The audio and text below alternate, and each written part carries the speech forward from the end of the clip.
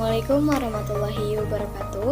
Perkenalkan, nama saya Amalia Safitri dari kelas 11 IPS 1, ingin membahas tentang seni kriya dari Pulau Nusa Tenggara dan Bali.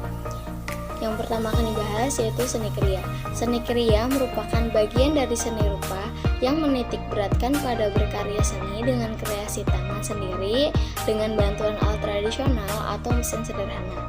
Seni kriya di Nusantara adalah Indonesia, negara dengan gugusan pulau-pulau. Tiap pulau di Indonesia menghasilkan kekayaan alam yang sangat banyak dan indah. Bahan karya seni kriya yang ada di Indonesia masih sangat sederhana, yang merupakan hasil kreasi dari masyarakat umum yang ada di tiap pelosok daerah. Berikut adalah hasil keragaman seni kriya di Pulau Nusa Tenggara dan Bali. Kain tenun Nusa Tenggara Timur. Dalam masyarakat tradisional Nusa Tenggara Timur, tenunan sebagai harta milik keluarga yang bernilai tinggi sebab kerajinan tangan ini sulit dalam proses pembuatannya atau penuangan motif tenunannya hanya berdasarkan imajinasi penenun sehingga dari segi ekonomi mempunyai harga yang cukup mahal. Tenunan sangat bernilai dilihat dari nilai simbolis yang terkandung di dalamnya, termasuk arti dari ragam hias yang ada, sebab ragam hias tertentu yang terdapat pada tenunan mempunyai nilai spiritual dan mistik menurut adat.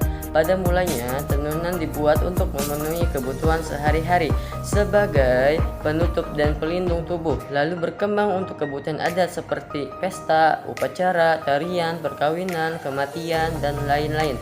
Hingga sekarang adalah bahan busana resmi dan modern yang didesain sesuai perkembangan metode juga untuk memenuhi permintaan atau kebutuhan konsumen. Assalamualaikum warahmatullahi wabarakatuh. Perkenalkan, nama saya Bukti Eko Prasetyo.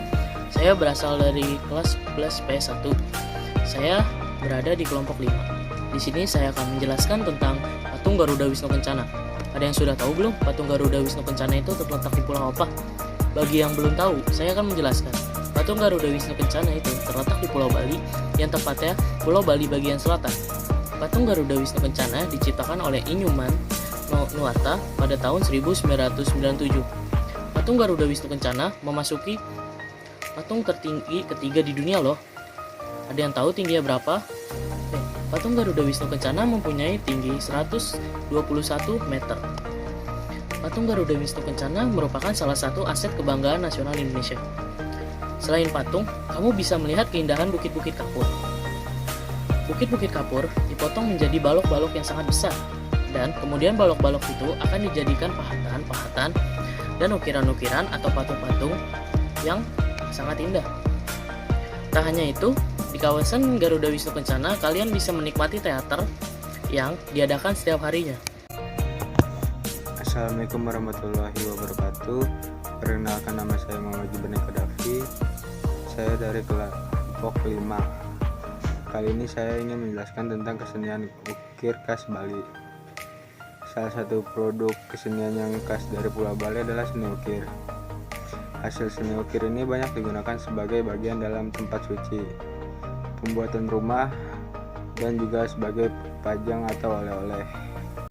Nama saya Lisha Galva Zaira dari kelas 11 IPS 1 dari kelompok 5 akan membaca kain khas Bali.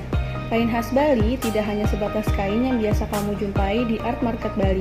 Namun, ada juga kain khas Bali yang juga digunakan sebagai pakaian adat masyarakat Bali. Namanya adalah kain endek atau kain ikat dengan macam-macam motif. Uniknya, kain khas Bali yang satu ini memiliki fungsi yang berbeda-beda sesuai dengan motifnya. Bahkan beberapa motif dianggap sakral dan hanya boleh digunakan untuk acara-acara keagamaan saja. Nama saya Alivia Wahinitias dari kelompok 5. Kesenian keramik khas Lombok. Gerabah Banyumalek berasal dari Lombok yang mempunyai ciri khas tersendiri jika dibandingkan dengan produksi kerajinan gerabah pada umumnya. Ciri khas tersebut terlihat dari bentuk gerabah yang detail dan kaya akan ornamen. Tak hanya itu, gerabah Banyumalek juga memiliki keunggulan pada jenisnya yang banyak. Kerajinan anyam yang berciri khas dari Bali. Kalau kalian mengamati di jalan-jalan sekitar Bali, maka pasti sangat mudah menemukan berbagai jenis kerajinan anyam rotan yang dipamerkan di depan toko-toko.